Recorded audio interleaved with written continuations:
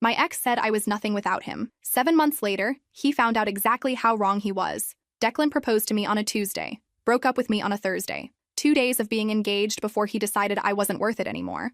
We'd been together for 6 years. 6 years of my life poured into supporting someone who saw me as a stepping stone. I'd put him through law school while working 2 jobs, waited tables during lunch shifts and designed corporate websites at night, edited every paper he wrote, catching his grammatical errors and pointing out weak arguments, quizzed him for the bar exam while my own dreams collected dust in a drawer. When he passed on his second attempt and landed a position at Morrison & Associates, the fancy downtown firm with marble lobbies and 6-figure starting salaries, things changed fast. Too fast. Suddenly, my clothes weren't nice enough for firm dinners. I'd show up in the nicest dress I owned, and he'd look me up and down with this expression like I'd embarrassed him. My laugh was too loud at partner events. My job as a graphic designer at a small agency was embarrassing, apparently. He'd introduce me to his colleagues and mumble through what I did for a living, changing the subject as quickly as possible. The breakup speech was brutal, clinical even, like he'd been rehearsing it. "You were great when I needed support," he said, not even looking at me. His eyes were fixed on his laptop screen, reviewing some case file. "But I need someone who matches my level now, someone ambitious. You're just comfortable being mediocre." He kept going, listing my failures like evidence in a closing argument. I didn't network enough, didn't push for promotions, didn't dress like I was going anywhere in life. "You're 28 and still doing the same entry-level design work you did 5 years ago," he said, finally looking up at me. "I need a partner who's building something, not someone who's content to stay small." Each word hit like a physical blow. I wanted to argue, wanted to remind him that I'd stayed small so he could be big, that I'd worked those dead-end jobs because they had flexible hours that let me support him, that every time I'd mentioned wanting more, he'd told me to be patient, to wait until he was established, that my time would come, but I was too shocked to cry, too numb to argue. The ring he'd given me 2 days earlier suddenly felt like it weighed 1,000 pounds, a beautiful platinum band with a diamond I'd admired in a jewelry store window months ago. I'd been so happy when he proposed, thought it meant he finally saw me as an equal, that we were finally building something together. I just took it off, placed it on his expensive coffee table next to his leather briefcase and his law review journals, and walked out of the apartment we'd shared for 3 years. The apartment I'd decorated on a budget, hunting through thrift stores and clearance sales for furniture that looked expensive but wasn't. The furniture I'd picked out while he was drowning in student loans, complaining about the cost of bar prep courses. The home I'd built while he studied for exams and complained about the pressure, about how much was riding on his success. The apartment where I'd made dinner every night so he could study, where I'd tiptoed around on weekends so he could sleep in after late nights at the library, where I'd celebrated every small victory of his and quietly swallowed every small defeat of my own. My best friend Riley found me on her doorstep at midnight, still wearing my work clothes, mascara streaked down my face in dark rivers. I hadn't even realized I was crying. "He's an idiot," she said simply, pulling me inside. She didn't ask questions, didn't make me explain, just made up her spare room and handed me a glass of wine and a blanket, and let me exist in my misery. That week was a blur of grief and disbelief. I called in sick to work for 3 days straight, deleted social media because I couldn't stomach seeing Declan's carefully curated life without me in it, his professional headshots and firm events and networking dinners, ignored the pitying texts from mutual friends who'd already heard his version of our breakup, the version where I was holding him back, where I was too comfortable, where I wasn't enough. His best friend texted me, "Sorry about what happened. You guys just wanted different things, I guess," as if it were mutual, as if I'd had any say in it. A girl from law school reached out. I heard. "That's rough. But honestly, you two never really seemed like a match." As if 6 years of my life were just a mismatch she'd seen coming all along. But on day 8, something shifted. I was lying on Riley's couch at 3 in the morning, unable to sleep despite the exhaustion that had settled into my bones. I was scrolling through job listings on my phone, positions I'd bookmarked months ago, some even years ago. Positions I'd never applied to because Declan said I should be grateful for what I had, that I wasn't ready for that level of responsibility, that I should focus on being supportive rather than ambitious. Senior designer at Hendrix Creative, creative director at a boutique agency in the Arts District, lead designer for a nonprofit that worked with underprivileged youth, jobs that actually valued innovation instead of churning out corporate logos for insurance companies and tax firms. I stared at my phone screen, at those listings I'd saved like secrets. Then I opened my laptop and started applying. All of them. Every single position I'd been too scared to pursue because Declan had convinced me I wasn't ready, that I needed more experience, that I should wait, that I was being unrealistic about my skills. I rewrote my resume at 4 in the morning, highlighting projects I'd done on the side. Volunteer work designing materials for a women's shelter, a pro bono website for my brother's friend's startup, the illustration work I'd done for a local children's hospital fundraiser, work I'd been proud of but had downplayed because Declan said it didn't count if it wasn't paid. That same night, I remembered the illustrated children's book I'd been writing for 2 years. The one about a little girl named Ren who learned she could create entire worlds with her imagination, who discovered that the pictures she drew in her notebook became real when she believed in them hard enough. The one Declan called a cute hobby whenever I mentioned it, right before changing the subject to his own career trajectory, his billable hours, his partnership track. I opened the file on my laptop. I hadn't touched it in 8 months. The last time I'd tried to work on it, Declan had walked by my makeshift desk in the corner of our bedroom and glanced at my screen. "You know that's never going to be a real job, right?" he'd said, not unkindly, just matter of fact. "You should focus on things that actually pay. Maybe pick up some freelance clients instead of wasting time on kids' stuff." I'd closed the file after that. Told myself he was right, that I was being childish, that real adults didn't write picture books. But now, reading through the pages in the quiet of Riley's spare room, I realized something. The story was actually good, better than good. It was the kind of story I'd needed as a kid. The kind that told you that your imagination was powerful, that you could build your own world if the one you lived in didn't fit. The illustrations I'd been working on in secret, late at night when Declan was asleep, were exactly what I'd been searching for in my professional work. Heart, soul, color, life, something that mattered beyond quarterly earnings and corporate branding guidelines. I spent the next 3 months in a creative fury I'd never experienced before. I woke up at 5 in the morning and illustrated before work, came home and refined pages until midnight. I finished the book, working through every illustration until my eyes burned and my hand cramped, refining every brushstroke, every color choice, every facial expression until they were perfect. I found an agent through a colleague's recommendation at a design conference I attended alone for the first time in years. Declan used to come with me to these events, but he'd spend the whole time networking for himself, leaving me to wander the exhibition halls alone while he schmoozed with potential clients for his firm. This time, I actually talked to people, actually showed my work, actually believed I had something worth sharing. The agent was a woman named Patricia, who specialized in children's literature. I showed her my manuscript in the cafe of the conference center, my hands shaking so badly I almost spilled coffee on the pages. She read through it right there, nodding occasionally, her expression unreadable. When she finished, she looked up at me with tears in her eyes.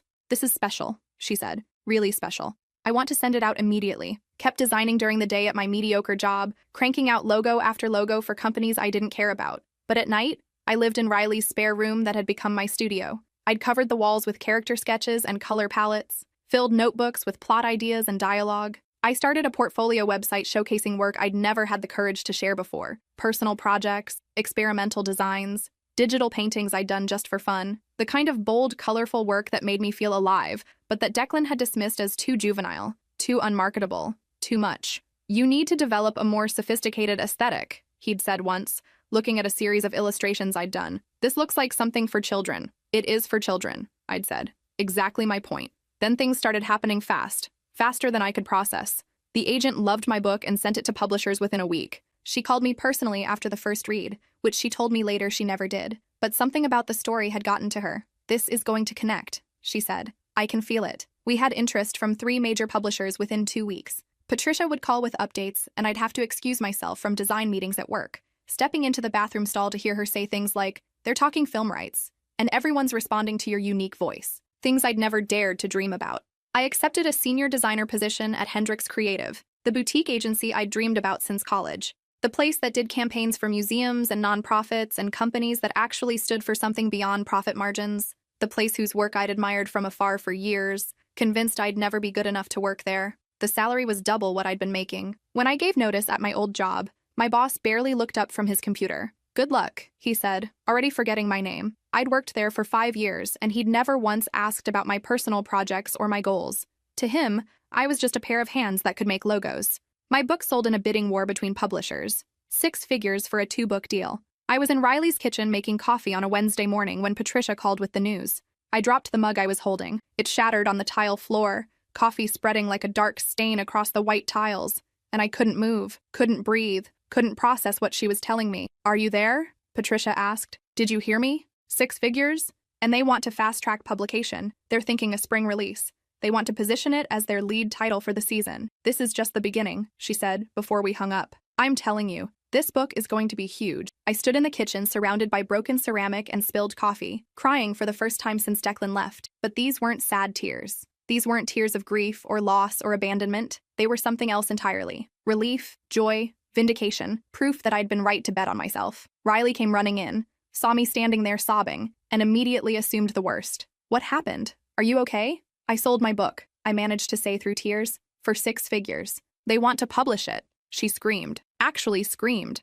then pulled me into a hug so tight I could barely breathe, both of us jumping up and down in the kitchen like teenagers, crunching broken pieces of mug under our feet. The book launched 4 months later in early spring, right when the publisher said it would. I threw a launch party at an independent bookstore downtown, the kind of cozy place with floor-to-ceiling shelves and a cat that wandered between the aisles. The place was packed. People actually came, actually cared about my work. My colleagues from Hendrix came, including my creative director who told me she was proud of me. Riley brought half her office. My younger brother showed up with flowers and a card that said, "Told you so. Love, your favorite sibling." He was my only sibling, but the sentiment stood. My parents drove 3 hours from their small town to be there. My mom cried when she saw the dedication page, reading it aloud to my dad. "For every girl who was told to dream smaller." "That's our girl," my dad said, his voice thick with emotion. He bought 10 copies to hand out to everyone he knew, everyone in their small town who'd watched me grow up. The book hit the bestseller list in week 2. I got a call from my publisher while I was in a creative meeting at Hendrix, pitching a campaign for a children's literacy nonprofit. My phone kept buzzing in my pocket and I finally excused myself, stepping into the hallway. "You're number 7 on the Times list," my editor said, not bothering with hello. "And climbing. We're ordering a second printing. Actually, a third." The second printing sold out before it even hit shelves. I had to sit down on the floor of the hallway, my back against the wall, processing the information. Number 7, on the New York Times bestseller list. Something I'd fantasized about but never truly believed could happen. They wanted me to do interviews, reading tours, book signings at major stores in 6 different cities. I took time off from Hendrix, and they were supportive, excited even. "This is incredible publicity for the agency, too," my creative director said. "Go promote your book. We'll be here when you get back." A major studio optioned it for animation 3 months after publication. The producer called me personally on a Tuesday afternoon. "We see this as a franchise," she said. "Multiple films, maybe a series. Your protagonist is exactly what kids need right now. Someone who builds her own world instead of waiting for someone else to save her. Someone who realizes her power was inside her all along." I did a podcast interview for a popular show about creative careers. They asked about my inspiration, about what had driven me to write the book. I talked about the years of making myself smaller, about being told my dreams were hobbies, about working jobs I hated to support someone else's ambition, about the moment I decided to bet on myself instead of waiting for permission. "What made you finally take that leap?" the host asked. "My ex broke up with me," I said honestly, and told me I was mediocre, that I wasn't ambitious enough, that I was comfortable being small. And I realized he was right about one thing. I had made myself small, but not because I was comfortable there, because he needed me to be. The interview went viral. Suddenly, I was getting messages from women all over the country, from artists who'd given up their work for partners who didn't appreciate it, from writers who'd been called impractical, from dreamers who'd been convinced they needed to be realistic, from women who'd made themselves small for men who never saw them anyway. One message stood out. "I gave up painting to support my husband through medical school. That was 15 years ago. I'm picking up a brush again tomorrow because of your story. Thank you for reminding me it's not too late." That's when I got the LinkedIn message from Declan. "Can we talk? I miss you. I made a mistake." The notification popped up on my phone while I was at dinner with Theodore, the man I'd been seeing for 2 months, the literary agent I'd met at a publishing event who made me laugh and asked about my day and celebrated my success without a hint of jealousy. I stared at the message for a long time. Then I checked Declan's profile. Still at Morrison & Associates. Same position he'd had 7 months ago. Same professional headshot in the same gray suit. Looking serious and successful and utterly unremarkable. Meanwhile, my book was being displayed in the window of every major bookstore in the city, my author photo smiling from the back cover. My face was on posters for the literacy campaign I'd designed at Hendrix, part of a citywide initiative to promote reading. I'd been featured in 3 different design magazines in the past month alone, talking about the intersection of illustration and storytelling. I didn't respond to his message, just showed it to Theodore, who raised an eyebrow. "That's the ex? That's the ex. Want me to respond for you? I can think of some choice words." I laughed. "No, he doesn't deserve a response." But 2 weeks later, I walked into a coffee shop near Declan's office building wearing my favorite dress. The bright yellow one with flowers that he'd once said was too loud for a serious professional. The one that made me feel like sunshine. I was meeting Patricia to discuss the second book. I didn't plan to run into him. Genuinely didn't. The coffee shop was just convenient, halfway between our locations. But there he was, standing in line, looking tired in his expensive suit that suddenly didn't look as impressive as it used to. His hair was graying at the temples. He had stress lines around his eyes I didn't remember. He looked older than 7 months should have made him look. He saw me, did a double take like something out of a movie. His eyes went wide, taking in my dress, my confident posture, the portfolio bag from Hendrix Creative slung over my shoulder, the glow of someone who was exactly where they needed to be. "Wow," he said, stepping out of line to approach me. "You look amazing. Like, really amazing. I heard about your book. I saw it everywhere. In the window at Barnes & Noble, on the subway ads. That's incredible. I always knew you were talented. I smiled politely, the way you smile at a stranger who's slightly overstepped. No, you didn't. He flinched like I'd slapped him. That's not fair. I supported you. You edited my work emails because you said I sounded unprofessional. You told me to be realistic about my career prospects. You called my book a cute hobby. You told me picture books weren't real work. I kept my voice even, calm, not angry, just stating facts, just telling the truth we'd both pretended wasn't real for years. I was trying to protect you from disappointment. The publishing industry is brutal. I didn't want you to get hurt. You were trying to keep me small enough that I wouldn't realize I'd outgrown you. The words came out before I could stop them. True words. Honest words. Words I'd been holding in for 6 years while I made myself smaller and smaller to fit into his idea of who I should be. His face went red. He looked around like he was worried someone from his firm might see us, might witness this moment. Can we grab coffee? Please. Just talk for a few minutes. I've been thinking about us a lot, about what we had. I made a mistake letting you go. I see that now. That's when the barista called my name for my order. But it wasn't just my coffee. It was my coffee and someone else's. 2 cups. One with my name, one with Theodore's. I grabbed both cups, balancing them carefully, and that's when he appeared beside me. Tall, warm smile that reached his eyes. Glasses that were always slightly crooked. Wearing a blazer over a band t-shirt. The kind of casual confidence Declan would never have allowed himself. Thanks for grabbing mine, Theodore said, taking one of the cups from my hand. You must be psychic. Theodore, this is... I stopped. I'd almost said my ex. But Declan didn't deserve an introduction. Didn't deserve to be part of this moment. This is Declan. We used to date. Declan, this is Theodore. He's a literary agent. Not my agent. Patricia was my agent. But Theodore and I had met at a publishing event last month and hit it off immediately. We'd been seeing each other for 3 weeks at that point. Nothing serious yet, but something that felt easy and right, in a way nothing with Declan ever had. Something that felt like 2 whole people choosing to share space rather than one person absorbing another. Theodore extended his hand. Declan shook it automatically, his lawyer training kicking in even though his face was doing something complicated. Confusion and jealousy, and something that might have been regret, all mixed together. Nice to meet you, Theodore said with genuine warmth. Then to me, ready? We should head out if we want to make the reservation. Reservation? Declan asked, unable to help himself. Unable to not know. Unable to not be part of my life even though he'd walked away from it. Lunch meeting with her film producer, Theodore said casually. Like it was the most normal thing in the world. Like everyone had film producers. Like my success was expected, deserved, celebrated. They want to discuss merchandising rights for the 2nd book before it's even written. Can you believe that? They're talking about toys, clothing lines, maybe even a theme park attraction eventually.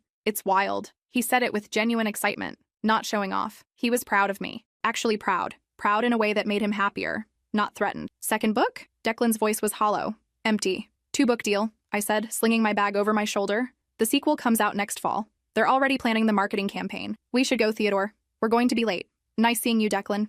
I started to walk away, but Declan grabbed my arm. Not hard, not violently. Just enough to stop me. Just enough to make me stay for one more moment. Wait, please. Just wait. I've been miserable without you. I was wrong about everything. About you, about us, about what matters. I want to try again. I want to make it right. I looked down at his hand on my arm. He released it immediately, realizing what he'd done, realizing that he no longer had the right to touch me, to stop me, to make demands on my time or attention. I met his eyes, those brown eyes I'd once loved, and felt nothing but a distant sympathy for who he was and who he'd never become. You weren't wrong about us, I said quietly. You were right. We weren't a match. We never were. I needed someone who believed in me, someone who made me bigger instead of smaller, someone who celebrated my success instead of fearing it. You needed someone who would worship your success and never threaten it with her own, someone who would stay small forever so you could feel big. That's not true. That's not fair. I believed in you. You believed in the version of me that served you. The supportive girlfriend who had small dreams that would never compete with yours. The one who worked dead-end jobs so you could go to law school.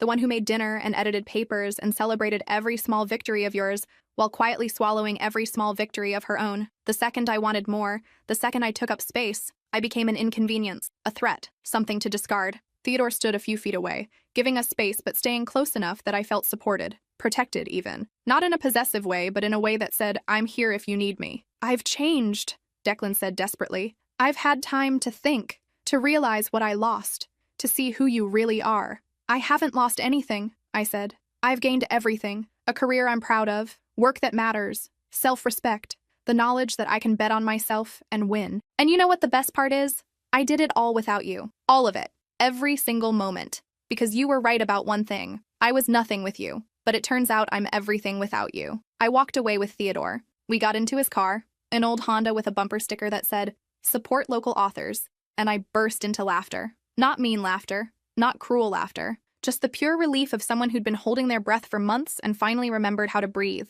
Someone who'd been carrying weight they didn't know they had and finally set it down. "You okay?" Theodore asked, starting the engine. "I'm perfect." And I meant it. For the first time in 6 years, maybe longer, I meant it completely. We went to lunch with the producer. She was exactly as enthusiastic as Theodore had described. She wanted to expand the world of the book, introduce new characters, build something that could last for years. "This is just the beginning," she said, echoing what Patricia had told me months ago. "We're going to build an empire out of this. A whole universe." After the meeting, Theodore and I walked through a bookstore a few blocks away. I saw my book on the featured display table near the entrance. Multiple copies stacked in a pyramid. A little girl was holding it, showing it to her dad, begging him to buy it for her. He looked at the price, hesitated for a moment, then smiled and added it to their pile along with 2 other books. My phone buzzed in my pocket. A text from Declan. "I'm sorry. For everything. You deserved better. I know that now. I should have known it then." I almost replied. Almost told him it was okay, that I forgave him, that maybe we could be friends someday when enough time had passed. But then I realized something. I didn't owe him closure, didn't owe him forgiveness, didn't owe him the emotional labor of making him feel better about how he treated me, didn't owe him anything at all. I deleted the message and turned off my phone. That night, Riley and I celebrated with Chinese takeout and wine in her living room, sitting on her couch with our shoes off and our feet tucked under us. The spare room behind us, the one that had been my refuge for 3 months, had been converted back into her yoga space. "You're moving out next month," she said, raising her glass. "Into that beautiful apartment downtown, the one with the natural light for your studio, the one with the view of the city." I still can't believe I can afford it. The apartment had floor-to-ceiling windows and hardwood floors and an entire room I could turn into a proper studio. It was expensive, more than I'd ever imagined spending on rent, but my advance and my salary meant I could actually afford it, could actually live like an adult instead of scraping by. "I can," Riley said. "You bet on yourself and won. That's what happens when you stop letting someone else define your worth. That's what happens when you realize you were always enough, all along, and the problem was never you." The next day, I signed the lease on the apartment, walked through the empty space with my landlord, and pictured where I'd put my desk, my easel, my bookshelf. I started moving in the following week, piece by piece, building a life that was entirely mine, no compromise, no making myself smaller to fit someone else's idea of who I should be, just me and my dreams and the space to make them real. My second book was harder to write than the first. Not because I lacked ideas, but because the stakes felt higher now. People were waiting for it,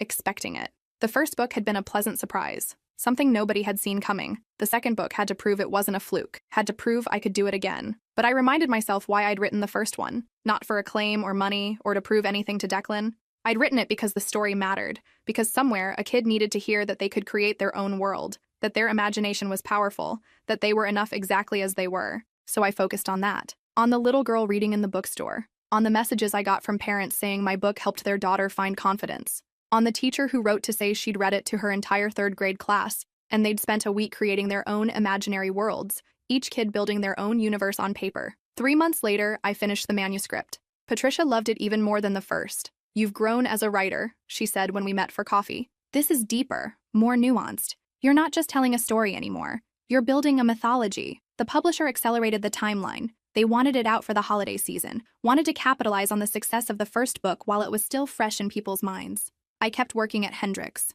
kept designing campaigns that mattered, led a team on a project for a women's shelter that won 3 industry awards. Got offered a creative director position that I actually considered before deciding I wasn't ready to give up doing the hands-on design work I loved. "I'm not ready to just manage people," I told my boss. "I still want to create." "I respect that," she said. "The offer stands whenever you're ready." Theodore and I kept seeing each other. It developed slowly, carefully. Neither of us was in a rush. We'd both been in relationships that moved too fast, that demanded too much too soon. This was different. Easy. He'd take me to author readings at bookstores and used bookstores that smelled like old paper and possibility. I'd drag him to art galleries and design exhibitions, pointing out technique and color theory until his eyes glazed over and he'd kiss me to make me stop talking. We'd spend Sundays in coffee shops, him reading manuscripts for his clients, me sketching ideas for projects. We'd look up occasionally and smile at each other, comfortable in the silence. Comfortable being 2 people who were whole on their own but chose to share space. 6 months after the coffee shop encounter with Declan,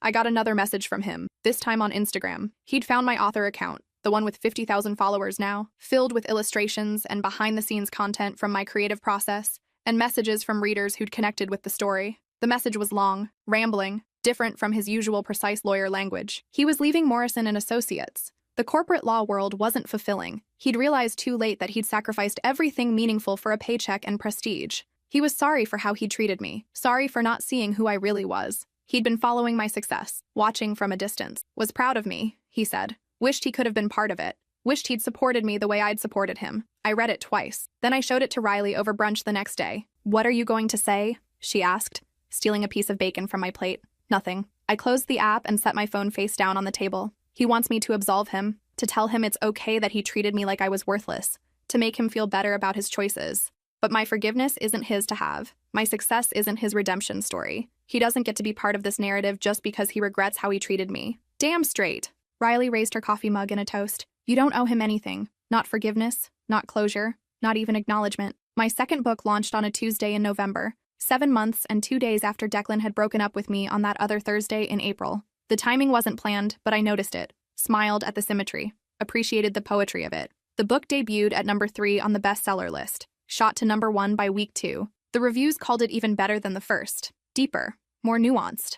A worthy sequel that expanded the world beautifully while maintaining everything that made the first book special. The producer called about the film. They'd finished the script for the first movie, and casting would start in the spring. They wanted me involved as a creative consultant, wanted my input on everything from character design to dialogue. I said yes, without hesitation. At the book launch party for the second book, surrounded by everyone who'd supported me, believed in me, helped me become who I was always meant to be, I gave a short speech. I'd practiced it that morning, standing in front of my bathroom mirror, but when the moment came, I spoke from the heart instead. This book is dedicated to everyone who was told they were nothing, I said, my voice steady and clear, carrying across the crowded bookstore. To everyone who had to lose someone to find themselves. To everyone who was made to feel small by someone who was threatened by their light. You are not nothing. You never were. And the moment you start believing that, truly believing it, is the moment everything changes.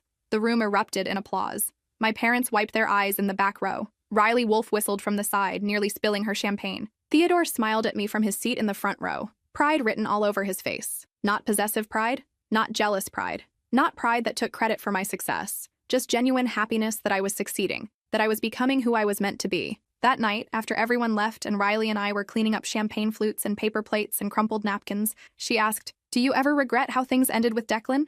Ever wonder what would have happened if you'd fought for the relationship?" I thought about it, really thought about it, considered the question from every angle. "No," I said finally, picking up my book from the signing table and running my fingers over the embossed cover. If he hadn't left me, I never would have left him. I would have kept making myself smaller, dimmer, less. I would have convinced myself that supporting him was enough, that I didn't need my own dreams, that his success could be our success. I paused. He did me the biggest favor of my life when he walked away. He freed me from a prison I didn't even know I was in. Cheers to that. Riley clinked her glass against mine, the sound ringing clear in the empty bookstore. I went home that night to my apartment with the big windows and the studio filled with my art, my space, my sanctuary, my proof that I could build a life I loved. I made tea in my own kitchen and sat in the window seat I'd custom built, watching the city lights below, listening to the distant sounds of traffic and life and possibility. My phone buzzed with messages, congratulations from colleagues, photos from readers who'd just bought the book, asking me to sign their copies at the next event, a sweet text from Theodore saying he was proud of me and he'd see me tomorrow for brunch. Nothing from Declan. I realized I hadn't thought about him in weeks. He'd become background noise. A chapter in my story that was finished and closed and no longer relevant to the plot. Not the villain, not even really a character anymore. Just someone I used to know. Someone who'd played a role in getting me here, but who wasn't part of where I was going. I opened my laptop and started sketching ideas for the third book. Patricia hadn't asked for it yet. The contract was only for 2 books. But I could feel it taking shape in my mind. The next adventure, the next world, the next proof that I was exactly who I needed to be, all on my own. My ex had said I was nothing without him. He was wrong. I wasn't nothing without him. I was everything. Everything I'd always been, just waiting for permission to take up space.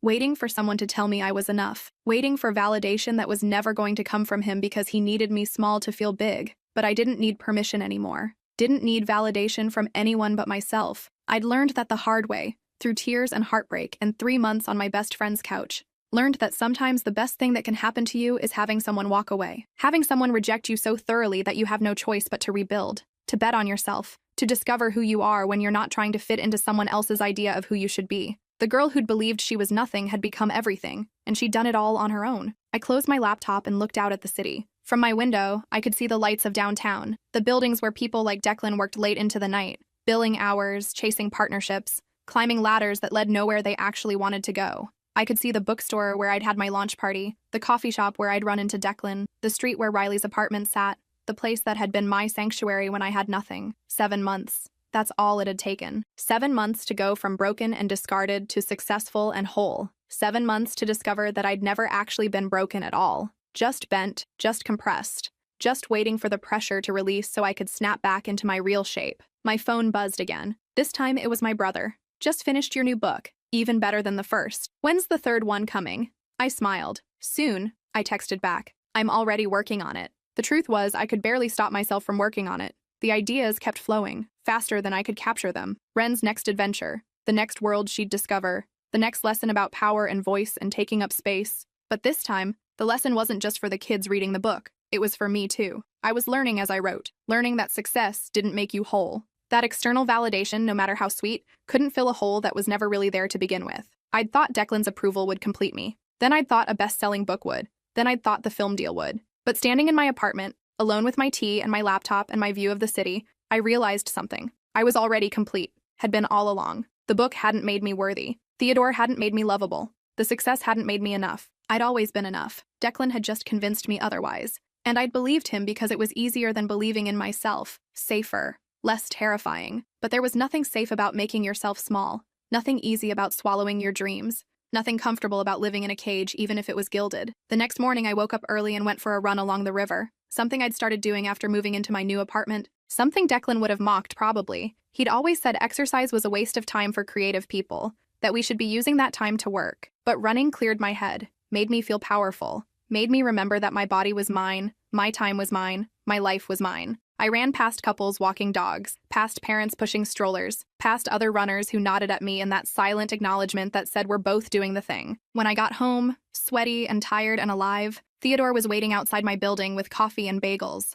Thought you might want breakfast, he said, holding up the bag. You're perfect, I said, kissing him. I'm really not, he laughed, but I try. That was the difference. Theodore tried. He showed up. He celebrated my wins without making them about him. He had his own life, his own career, his own dreams. He didn't need me to be small so he could be big. He was already big, in all the ways that mattered, and he wanted me to be big too. We ate breakfast on my balcony, watching the city wake up. He told me about a manuscript he'd just signed, a memoir from a woman who'd left a cult and rebuilt her life. It reminded me of you, he said. Not the cult part, obviously, but the rebuilding, the refusing to stay small, the courage it takes to walk away from everything you know. I didn't feel courageous, I admitted. I felt terrified, like I was jumping off a cliff with no idea if there was water below. That's what courage is, Theodore said. Jumping anyway. Later that week, I had lunch with Patricia to discuss the third book. She'd heard I was already working on it, even though we hadn't signed a contract yet. The publisher is going to want it, she said. They'd be idiots not to. You're building something special. A legacy. It's just kids' books, I said automatically, then caught myself. Heard Declan's voice in those words. No, scratch that. They're not just anything. They're important. They matter. Damn right they matter, Patricia said. Do you know how many messages I've gotten from parents, from teachers, from librarians? Your books are changing lives, helping kids understand their own power. That's not small. That's everything. We talked about the third book, about where Ren would go next, about the themes I wanted to explore, about how to keep the magic alive while pushing the story forward. I want to write about failure, I said, about what happens when Ren tries to create something and it doesn't work, when her imagination isn't enough, when she has to keep trying. Patricia nodded. Because that's the real lesson. Not that you're magically special, but that you keep going even when it's hard. Exactly. That night, I went to a gallery opening for a friend from college. Someone I'd lost touch with during the Declan years because he hadn't approved of her. She's too chaotic, he'd said. Bad influence. But she wasn't chaotic. She was free. And being around her reminded me of who I used to be before I'd learned to police myself. I heard about your book, she said, hugging me tight. I'm so proud of you. I always knew you had it in you. Did you? I asked, because I didn't. That's because you were with that asshole lawyer, she said bluntly. He dimmed your light. We all saw it. We tried to tell you, but you weren't ready to hear it.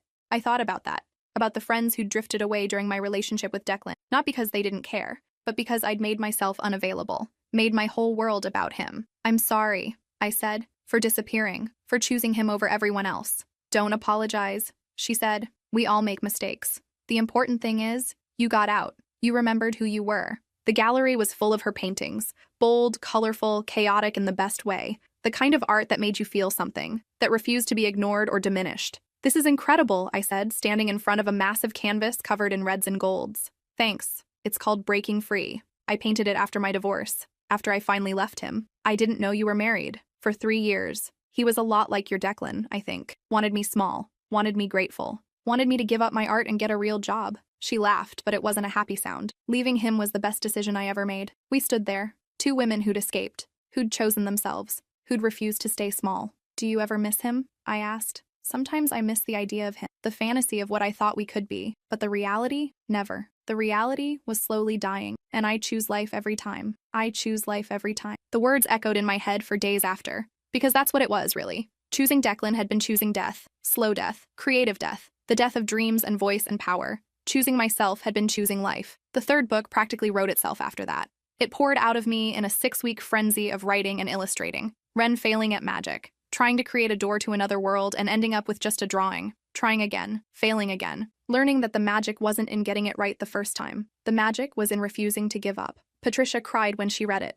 Actually cried. This is the one, she said. This is the book that's going to matter most. Because this is the truth that kids need. That we all need. The publisher offered me a deal for books 4 and 5 before the 3rd one was even out. More money than I'd ever imagined making. Enough money that I could quit my job at Hendrix if I wanted to. Focus on writing full-time. But I didn't want to quit. I liked the balance. Liked designing campaigns that mattered during the day and writing stories that mattered at night. Liked being more than one thing. Liked refusing to be defined by a single identity. You don't have to choose, Theodore said when I talked to him about it.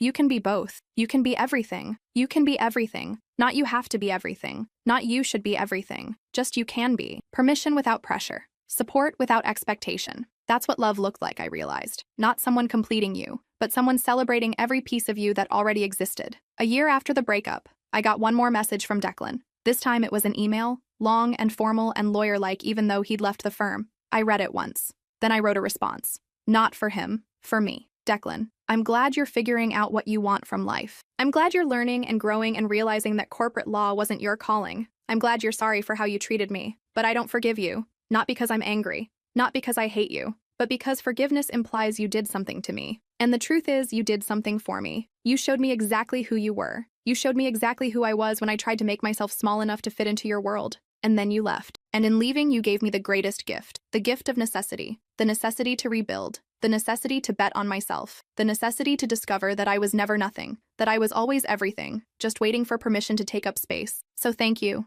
For the breakup, for the cruel words, for the rejection, for being exactly who you were so I could finally become who I was meant to be. I don't wish you ill. I don't wish you anything, really. You're simply not part of my story anymore. You're a chapter I've closed, a lesson I've learned, a version of myself I've outgrown. I hope you find what you're looking for. I hope you learn to celebrate people instead of diminishing them. I hope you grow into someone who makes others bigger instead of smaller. But I won't be around to see it, because I'm too busy being everything I was always meant to be. I wrote the email. Then I deleted it without sending, because he didn't deserve my words, didn't deserve my time, didn't deserve the emotional labor of my closure. Instead, I opened my laptop and wrote, another chapter, another world, another story about a girl who learned she was enough. My ex had said I was nothing without him. 7 months later, he found out exactly how wrong he was. But by then, I'd already forgotten his name. Not true. I'd never forget his name completely. That would be dishonest. But I'd forget the weight of it. The power it used to have over me, the way it could make my stomach drop or my heart race or my confidence crumble.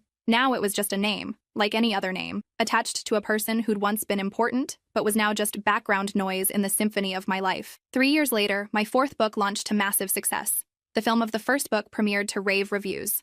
I walked the red carpet in a dress I'd designed myself, surrounded by Riley and Theodore and my parents and everyone who'd actually been there. Declan wasn't invited, wasn't thought of, wasn't relevant. I heard through mutual friends that he'd left law entirely, become a mediator, was apparently happier, dating someone new. Good for him. I was engaged to Theodore by then, not because I needed to be married, not because I needed to be completed, but because I wanted to share my life with someone who saw me, really saw me, all of me. At my book tour stop in my hometown, my old English teacher showed up, the one who'd encouraged me to write, who'd told me I had talent. I always knew, she said, tears in her eyes. I always knew you'd do something amazing. I didn't, I admitted. I thought I was mediocre for the longest time. We teach people how to see us, she said. You taught someone you were mediocre, and then you unteached them. You unteached yourself. That's the real victory. She was right. The real story wasn't about proving Declan wrong. It was about proving myself right. About learning that my worth wasn't conditional, wasn't dependent on anyone else's opinion, was intrinsic, unchangeable, absolute. My ex had said I was nothing without him, but I'd learned something he never would. I was never nothing. I was always everything. And finally, I believed it.